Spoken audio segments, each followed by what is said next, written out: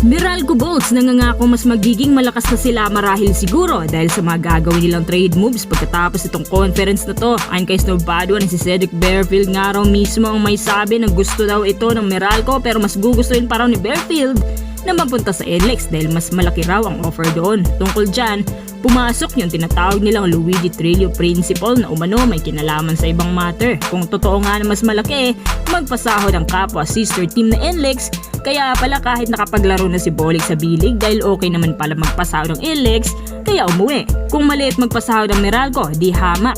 Mas malaki nga yan kumpara sa Blackwater, hindi ba? Bakit di na lang siya kumagat? May mas malaking chance pa ang Meralco sa PBA title dahil kinonsidera sila bilang isang contender team. Tapos, meron pa sila nakitang bagong scoring machine na gwadya na si CJ Cancino. Di ko nga akalain na si Cancino na wala pang 5 taon sa kanila ay ganito na maglaro. Grabe na yung mga ambaga niya. May kita mo talaga sa kanyang galawan na mataas ang IQ niya on court. Ang kulang na lang sa kanya, yung isang player na makakatambal na scorer type din. Siguradong sobrang laki ng impact ni Bearfield kapag totoo na napunta siya dito, lalo pat nagiging injury prone na ngayon si Chris Newsome.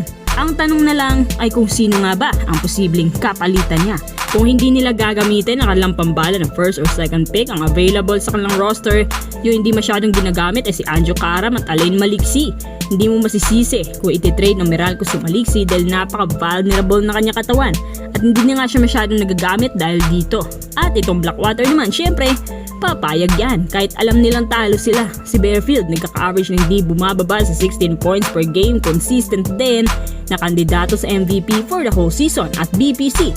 Kung iisipin mo lang, kapag nakabalik na si New, tapos na andyan si Bearfield at sabay na umangat sa prime sina CJ Cancino, Bong Quinto, paldong-paldo yan.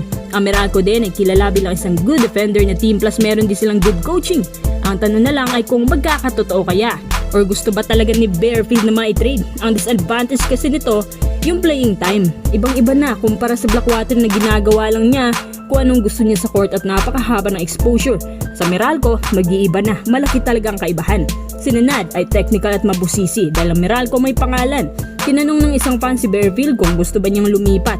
Pero tinanggi niya to. Kapag ang Blackwater ay gumalaw, wala ka namang magagawa kasi player ka lang. Personally, para sa akin maganda ang trade na gagawin ng Meralco.